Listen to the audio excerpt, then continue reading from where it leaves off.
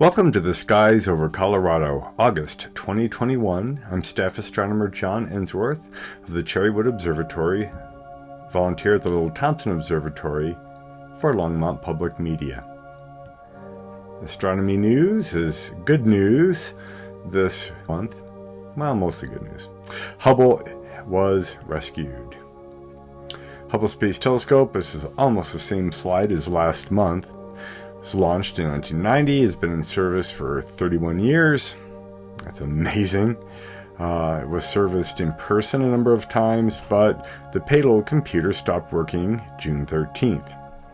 NASA reported that the spacecraft was safe, but they were not able to get any scientific data. It was offline for more than a month. What was the problem was the power supply to the primary computer had failed. It was giving inconsistent voltages, so the different components of the telescope internally were not able to communicate with each other.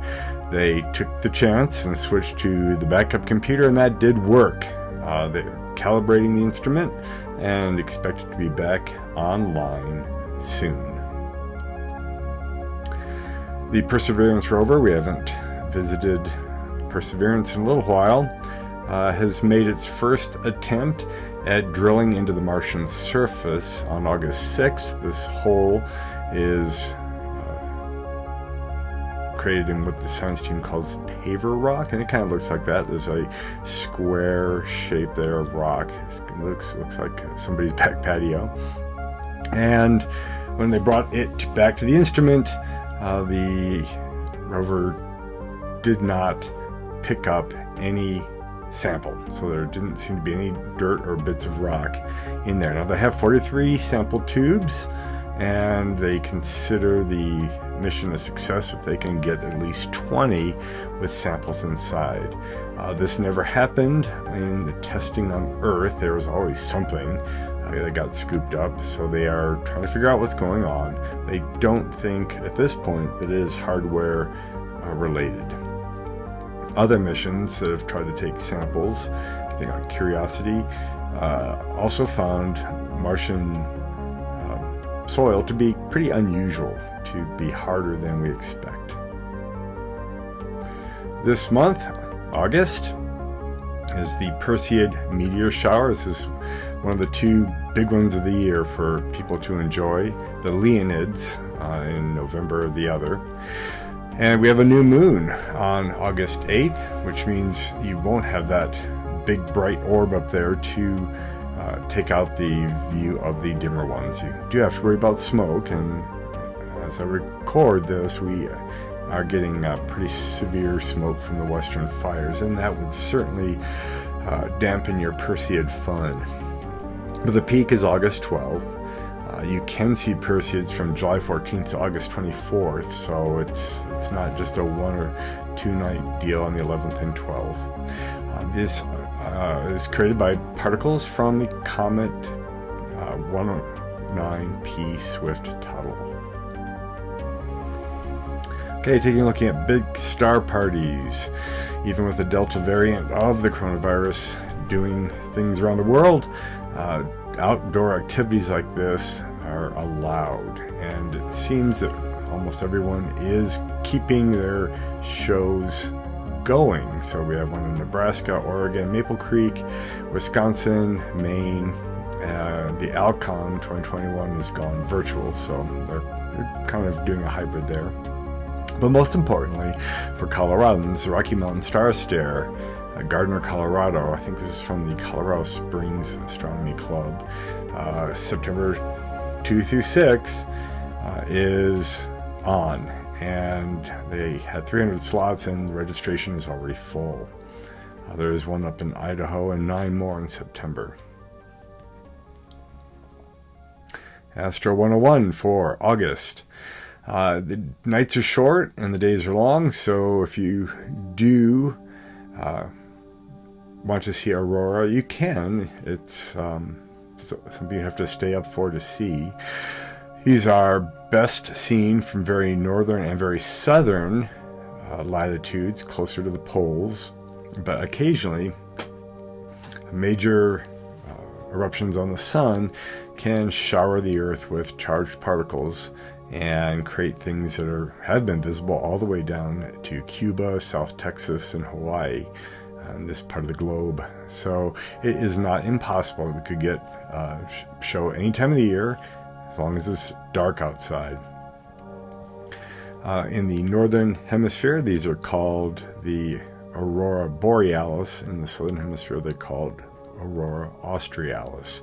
And so you get some energy continually from the sun. There's the solar wind passing the Earth, but you can also get coronal mass ejections that throw out an extra large blob of material. If it happens to hit Earth relatively head-on, those particles get funneled by our magnetic field into the northern and southern polar regions, magnetic polar regions, and then those interact with the atmosphere, making it give off light. The skies above your backyard for this month.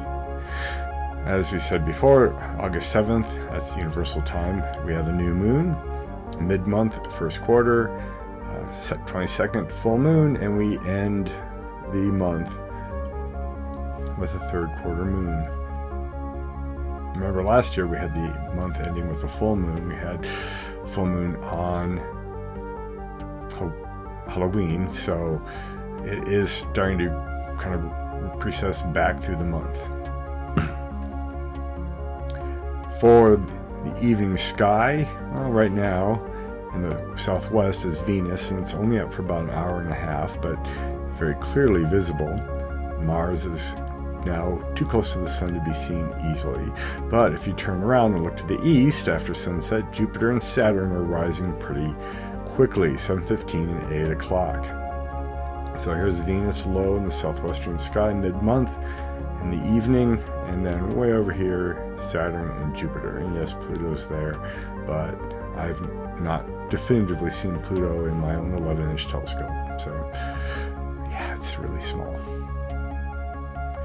Around midnight, obviously Jupiter and Saturn are still visible.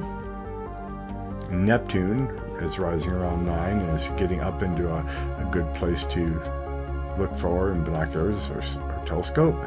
Here's Saturn right on the meridian. This white line is the line dividing the sky in half, east and west. Then you have Jupiter, and then there's Neptune high up in the eastern sky. In the pre-dawn sky, we've lost Jupiter and Saturn down in the southwest. Neptune is high over the southwestern horizon. It's gone past the meridian. And Uranus, which rises about 11:30, is in a good position to be seen in the early morning. And we don't have Mercury, so Mercury is out of the picture for now. There's Uranus high up in the eastern sky. There's Jupiter going down, Neptune over there.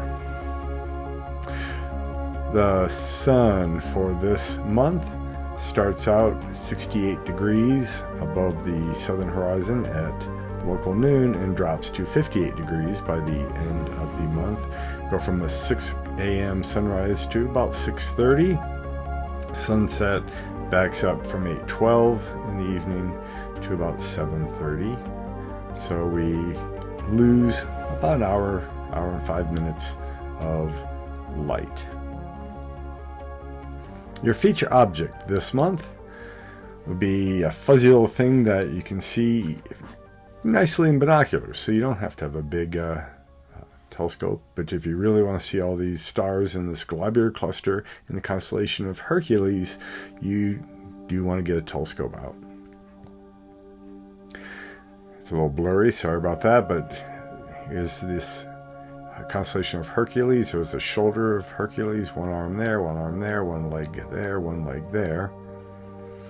And on this right side or western side, a little bit closer to the right shoulder from our point of view, is the cluster itself, right along that line between these two stars.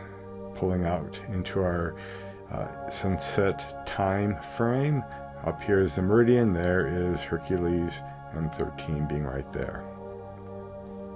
Your Colorado Observing Challenge, you don't have to go far away in the sky for this, is one of my favorite double stars. So you have a double star, and in a pretty good telescope, each of them are doubles as well.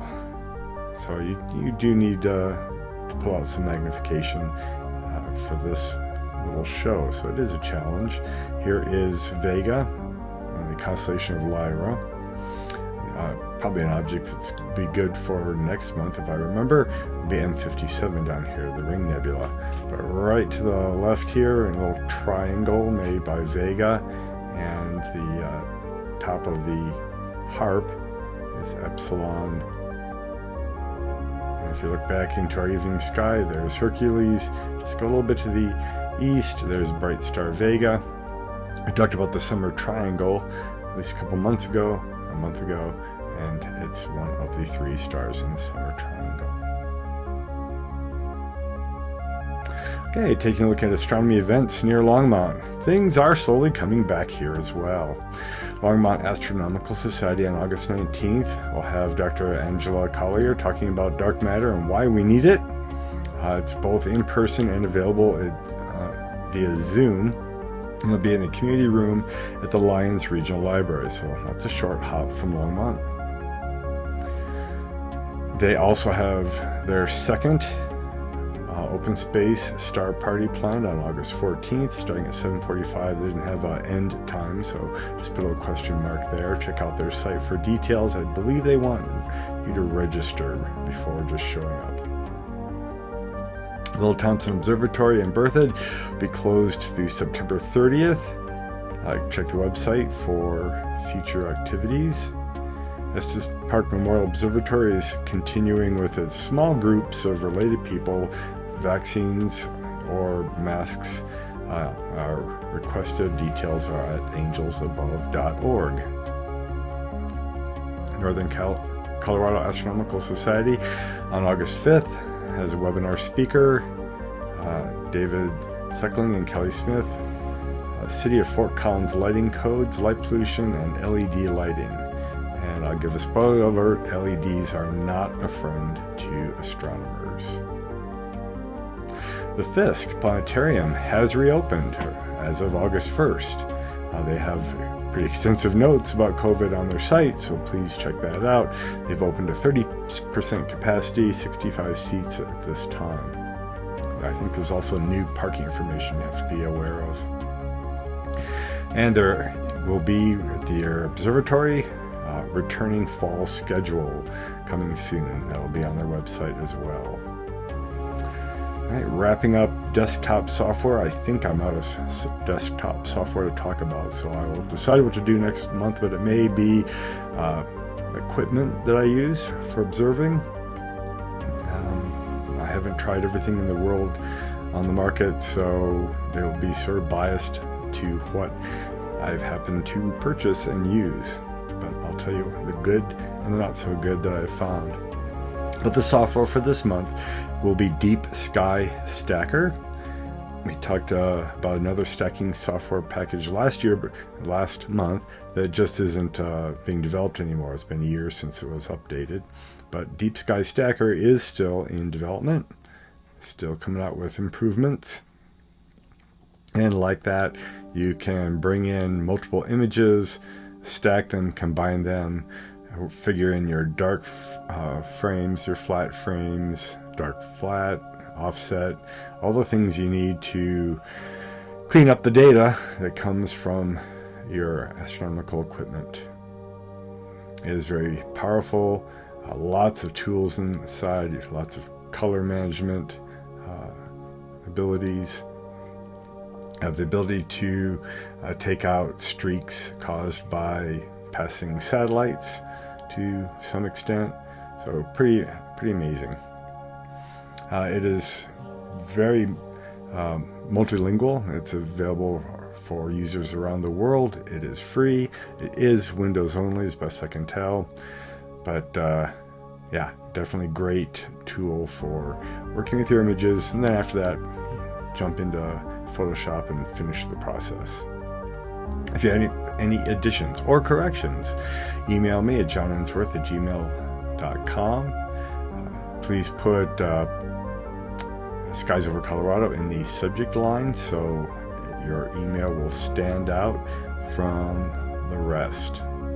This has been the Skies Over Colorado for August 2021.